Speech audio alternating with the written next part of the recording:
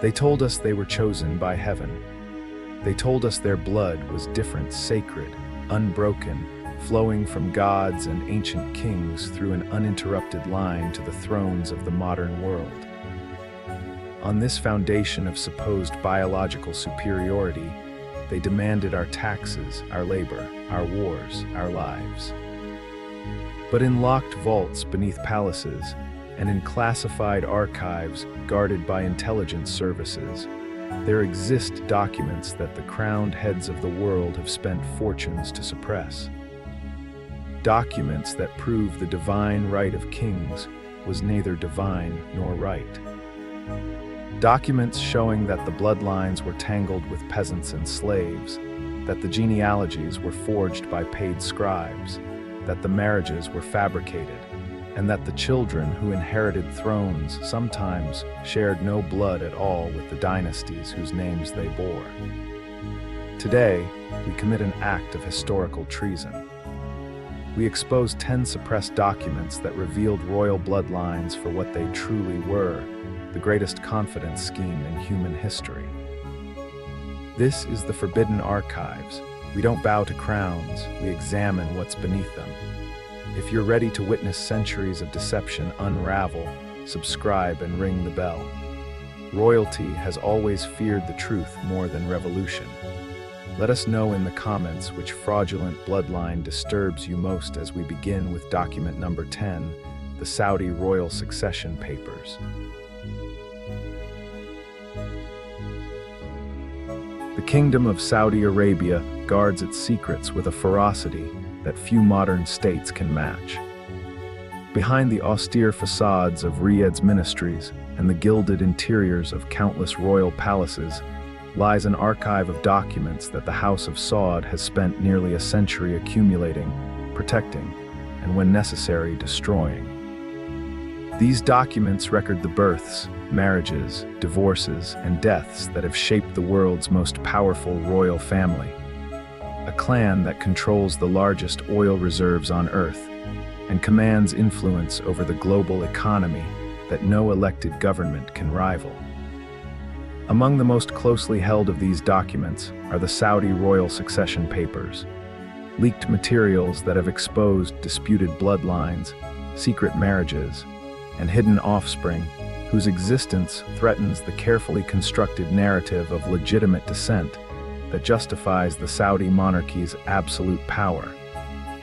The House of Saud traces its modern dynasty to Abdulaziz ibn Abdul Rahman al-Saud, known in the West as Ibn Saud, who conquered the Arabian Peninsula between 1902 and 1932 and proclaimed the Kingdom of Saudi Arabia as a unified nation. Ibn Saud was a warrior and a statesman of extraordinary ability, but he was also a man of prodigious appetites, who married at least 22 wives and fathered an estimated 45 sons and an uncounted number of daughters. This vast progeny became the foundation of the Saudi royal family, a sprawling network of princes whose numbers now exceed 10,000 and whose collective wealth defies accurate measurement. The succession system that Ibn Saud established differed from the primogeniture practiced by most monarchies. Rather than passing the throne from father to eldest son, Saudi tradition dictated that the crown would move laterally among Ibn Saud's sons, each brother succeeding the last until the generation was exhausted. This system was designed to ensure that experienced, mature rulers would lead the kingdom through its early decades, avoiding the instability that might result from child kings or regencies. It worked reasonably well through the reigns of Ibn Saud's immediate successors, but as the founding generation aged and died, the system's contradictions became increasingly apparent. The leaked succession papers first emerged in the 1990s during the reign of King Fahd, when internal conflicts within the royal family spilled into semi-public view. These documents, apparently copied from the archives of the royal court and the Ministry of Interior, contained information about the maternal lineages of various princes that contradicted official genealogies. In the Saudi system, A prince's standing depended not only on his father, but also on his mother's tribal and family connections. The most prestigious princes were those whose mothers came from powerful tribes allied with the Sauds or from the Al-Sheikh family, descendants of the 18th century religious reformer Muhammad ibn Abd al-Wahhab, whose alliance with the Sauds formed the ideological foundation of the kingdom. The papers revealed that several princes who had been promoted as leading candidates for future succession had maternal lineages that were considerably less distinguished than officially claimed. Some mothers described as members of noble tribal families were in fact of slave origin, descendants of the African women who had served in Arabian households for generations. Others were identified as daughters of commoners or foreign women whose marriages to Saudi princes had been conducted secretly to avoid the disapproval that such unions might provoke. The implications were explosive. Princes whose claims to leadership rested partly on their noble maternal ancestry might be disqualified if the true identities of their mothers became known. The Saudi government responded to the leaks with a combination of denial, suppression, and damage control. Officials dismissed the documents as forgeries created by enemies of the kingdom, pointing to inconsistencies and anomalies that supposedly proved their inauthenticity. Intelligence services launched investigations to identify the source of the leaks, resulting in arrests and interrogations that were themselves kept secret. The international media, dependent on Saudi cooperation for access to the kingdom and its oil wealth, largely declined to pursue the story, allowing the government's denials to stand without serious challenge. Yet the leaked papers continued to circulate through dissident networks and academic channels, their contents analyzed by scholars who recognized their significance, even while acknowledging the difficulties of verification. The documents included marriage contracts, birth certificates, and correspondence among senior princes discussing succession arrangements that the participants clearly expected to remain private.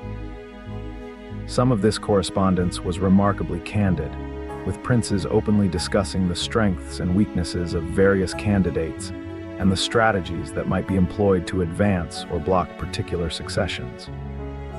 The question of slave ancestry was particularly sensitive because it touched on issues of race and status that Saudi society preferred not to discuss publicly. Arabia had been a center of the slave trade for centuries, with African captives brought across the Red Sea to serve in households, on farms, and in the pearl diving industry that preceded oil. Slavery was not formally abolished in Saudi Arabia until 1962, and the descendants of former slaves continued to occupy marginal positions in society long after legal emancipation. The suggestion that princes of the blood royal might carry this ancestry challenged the racial hierarchies that remained powerful in Saudi culture despite official denials. The succession papers also documented secret marriages that princes had contracted outside the knowledge of the royal court, unions that might or might not be recognized depending on political circumstances. Saudi marriage law permitted men to take up to 4 wives simultaneously and to divorce with relative ease, but princes were expected to inform the king of their marital arrangements and to seek approval for unions with women from prominent families. Some princes had ignored these protocols, contracting marriages that they kept hidden from relatives who might object. The children of these secret marriages existed in a kind of genealogical limbo, their status dependent on whether and when their fathers chose to acknowledge them. One particularly explosive file concerned the numerous offspring of King Saud, who had ruled from 1953 to 1964 before being deposed by his brothers in a palace coup. Saud had been even more prolific than his father Ibn Saud, fathering over 100 children by dozens of wives and concubines.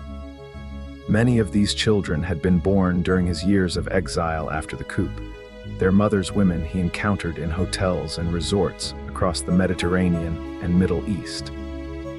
The succession papers documented the efforts of Saud's legitimate heirs to prevent these children from claiming membership in the royal family, including the destruction of birth certificates and the payment of substantial sums to mothers who agreed to renounce their children's claims. The papers also shed light on the complex maneuvering that had accompanied each succession since Ibn Saud's death in 1953. The lateral succession system required the senior princes to reach consensus on each new king, a process that involved negotiations, compromises, and occasionally threats. The documents revealed that several successions had been far more contested than the public record suggested, with losing candidates accepting their defeats only after receiving guarantees of future consideration or substantial material compensation. The smooth transitions portrayed in official accounts masked bitter conflicts that had sometimes brought the kingdom to the brink of crisis. The reign of King Abdullah, who ruled from 2005 to 2015, saw renewed efforts to consolidate the succession papers and prevent further leaks. Abdullah, who was himself the subject of rumors about his maternal ancestry, understood the threat that the documents posed to the system he was trying to reform. He established new security protocols for the royal court archives and ordered the destruction of certain categories of historical documents that were deemed no longer necessary for administrative purposes. Critics suspected that this destruction was targeted at materials that might embarrass the king or his preferred successors, though no inventory of what was destroyed has ever been released. The accession of King Salman in 2015 and his rapid promotion of his son Mohammed bin Salman to crown prince represented a dramatic break with the lateral succession tradition. For the first time, the throne was being prepared to pass from father to son rather than from brother to brother, a change that required the sidelining of princes who had expected their turn to rule. The succession papers leaked during this period documented the resistance to Mohammed bin Salman's elevation, including correspondence among senior princes questioning his fitness for leadership and discussing alternatives that might prevent his succession. Mohammed bin Salman's response to this resistance was dramatic and ruthless. In November 2017, he ordered the detention of dozens of princes, ministers, and businessmen at the Ritz-Carlton Hotel in Riyadh, ostensibly as part of an anti-corruption campaign. The detainees were held for weeks, pressured to surrender assets and sign loyalty pledges before being released. The succession papers suggest that the real purpose of the operation was to neutralize potential rivals and to seize documents that might be used to challenge Mohammed bin Salman's position. Several detainees reportedly possessed copies of genealogical materials that contradicted official narratives about the crown prince's own lineage. The murder of journalist Jamal Khashoggi in the Saudi consulate in Istanbul in October 2018 brought international attention to the methods Mohammed bin Salman employed against his critics. Khashoggi had been a prominent commentator on Saudi affairs who had access to information about the royal family that the crown prince wanted to suppress. Intelligence agencies from multiple countries concluded that the murder was ordered by Mohammed bin Salman personally, though he denied direct involvement. The succession papers that circulated after the murder included materials that Khashoggi had reportedly been preparing to publish, documents that the crown prince allegedly considered threatening enough to justify assassination. The papers also documented the situation of princesses and other royal women, whose lives remained heavily restricted despite reforms that Mohammed bin Salman had promoted as evidence of modernization. Royal women who attempted to escape arranged marriages or to claim inheritances they believed they were owed found their cases blocked by male relatives who controlled the legal machinery. The The succession papers included petitions from princesses who had been confined to their homes for years, their movements monitored, and their communications censored. These women understood that their treatment reflected broader patterns of control that the succession papers documented in detail. The international dimensions of the succession papers attracted attention from intelligence services and governments with stakes in Saudi stability. The United States, which had maintained a close alliance with the Saudis since the 1940s, monitored the internal conflicts within the royal family with concern that instability might disrupt oil supplies or create opportunities for rivals like Iran. American intelligence reportedly possessed copies of many of the leaked documents, using them to assess the reliability of Saudi commitments and to calibrate diplomatic approaches to different factions within the royal family. Similar files existed in British, French, and Israeli archives, each government maintaining its own analysis of Saudi succession dynamics. The papers revealed that foreign governments had sometimes intervened in Saudi succession disputes, supporting candidates whose policies aligned with their interests. The British had maintained close relationships with certain princes since the Mandate period, relationships that continued to influence their access and influence in the kingdom. The Americans had developed their own favorites, channeling support through intelligence contacts and commercial relationships. The succession papers documented these foreign interventions with uncomfortable specificity, naming the princes who had received external support and the concessions they had made in return. The religious establishment that legitimized Saudi rule was also implicated in the succession papers. The senior ulama who provided Islamic sanction for royal authority were supposed to be independent arbiters of religious law, but the documents showed that they had been deeply involved in succession politics, throwing their weight behind candidates who promised to protect their institutional interests. The alliance between the House of Saud and the religious scholars had been the foundation of Saudi power since the 18th century. But the succession papers revealed that this alliance was maintained through patronage and pressure, rather than genuine spiritual deference.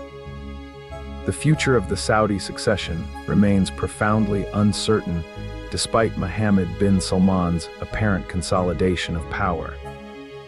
The crown prince is still relatively young, and his position depends on his father's continued support and on the acquiescence of princes who retain their own resources and networks. The succession papers that continue to circulate document ongoing tensions and resentments that could resurface if Mohammed bin Salman falters, or if King Salman dies before the succession is fully secured. The documents represent a kind of insurance policy for those who might challenge the crown prince, evidence that could be deployed to delegitimize his rule if political circumstances changed. The Saudi royal succession papers illuminate the contradictions at the heart of hereditary monarchy in the modern world. The House of Saud claims to rule by divine right, their authority sanctioned by religious scholars who interpret Islamic law as mandating obedience to legitimate rulers. Yet the documents show that legitimacy is itself a construction, that the bloodlines and marriages that determine succession have been manipulated, concealed, and falsified to serve political purposes that have nothing to do with divine will. The princes who compete for power understand this perfectly well, which is why they fight so fiercely to control the documents that could expose their own vulnerabilities while revealing their rivals. The suppression of these papers continues with resources that few states can match. Saudi Arabia's wealth enables it to employ the most sophisticated surveillance and security technologies, to silence critics through legal and extralegal means, and to influence the international media coverage that might otherwise bring the documents to wider attention. The kingdom's strategic importance ensures that foreign governments temper their criticisms, prioritizing stable oil supplies and security cooperation over the human rights concerns that the succession papers so vividly illustrate. The House of Saud has survived for a century by mastering the arts of secrecy and control, and the succession papers suggest that it will employ every available tool to ensure its survival for another century more. Yet secrets have a way of escaping, and the Saudi royal succession papers have already revealed enough to reshape understanding of the kingdom and its rulers.